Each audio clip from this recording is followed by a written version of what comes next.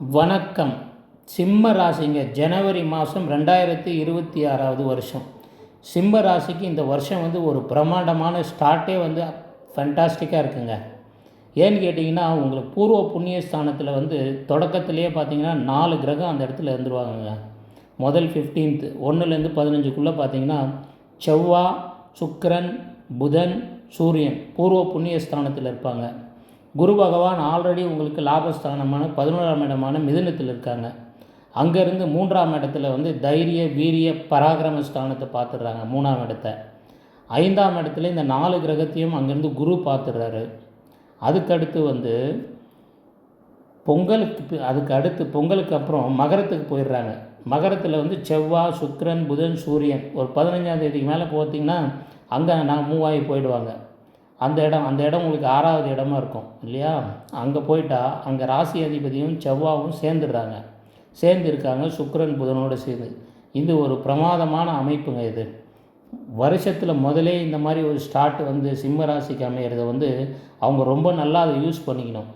புதிய திட்டம் தீட்டுறது, நல்ல பூர்வ புண்ணிய ஸ்தானம் நல்லா இருக்கிறதால இதுவரெல்லாம் அப்படியே நடக்காதுன்னு நினச்சிருந்த விஷயங்கள்லாம் அருமையாக நடக்க ஆரம்பிக்கும். அவங்க கண்ணையே அவங்களால நம்ப முடியாது.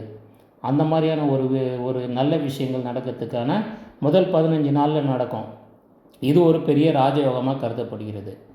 அதுக்கப்புறம் அடுத்த 15லேருந்து பார்த்திங்கன்னா 15லேருந்து 30 வரலும் எண்ட் ஆஃப் த மந்த் வரலும் பார்த்திங்கன்னா மகரத்தில் போயிடுறாங்க. அங்கே 4 கிரகம் இருக்காங்க.